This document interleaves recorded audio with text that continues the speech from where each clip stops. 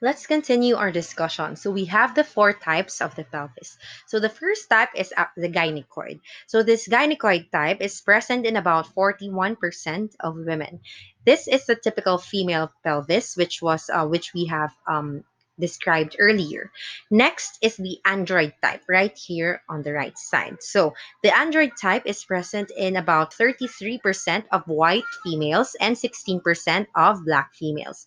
So it is the male or funnel shaped pelvis with a contracted outlet. So that is your android type pelvis. Next is your anthropoid. So the anthropoid type is present in about 24% of white females and 41% of black females. As you can see, it is actually long. It is narrow and it is oval shaped. Next, lastly, we have the platypeloid. This platypeloid type is present about only about 2% of the women. It is a wide pelvis flattened at the brim. So if you can imagine, this is the brim with the promontory of the sacrum pushed forward.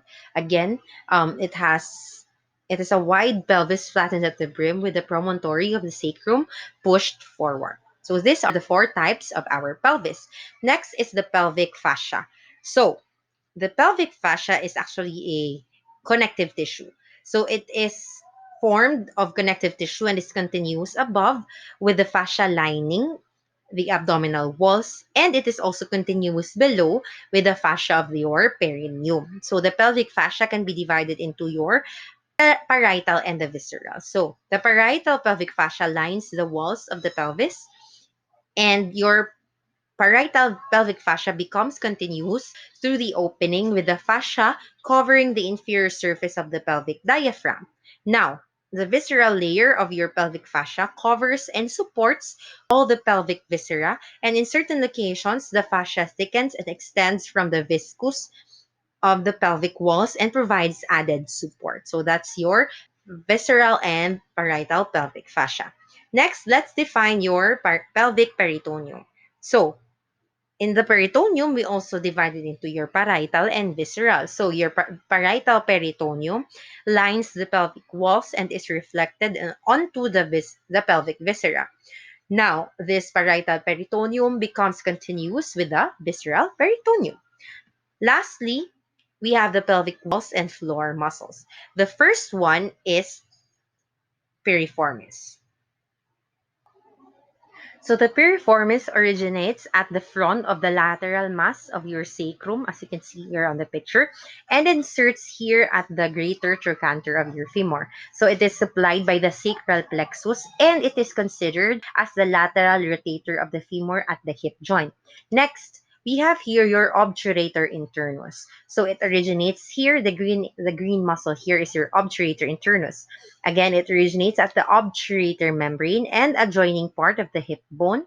And also, it connects or attaches to your greater trochanter of the femur. So this is where also your piriformis attaches to. So its nerve supply includes the nerve to obturator internus from the sacral plexus.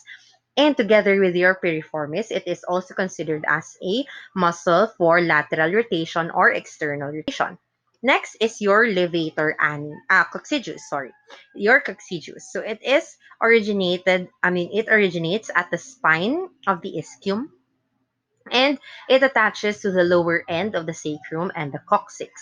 So it is supplied by the fifth and the fourth sacral nerve, or S4 and S5. Then its action is to assist the levator ani to support the pelvic viscera and also flexes your coccyx. And lastly, we have here your levator ani. Your levator ani originates at the body of the pubis, the fascia of the obturator internus, and the spine of the ischium. Now, it inserts at the perineal body, anococcygeal body, walls of the prostate, vagina, rectum, and then the anal canal. So, basically, our pelvic viscera. Now, it's supplied by your S4 and then the pudendal nerve. Again, S4 and pudendal nerve.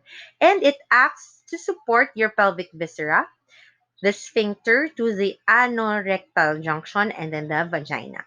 So this ends our pre-recorded lecture, and I hope you have learned a lot and participate next week in our synchronous class. Thank you for listening and stay safe.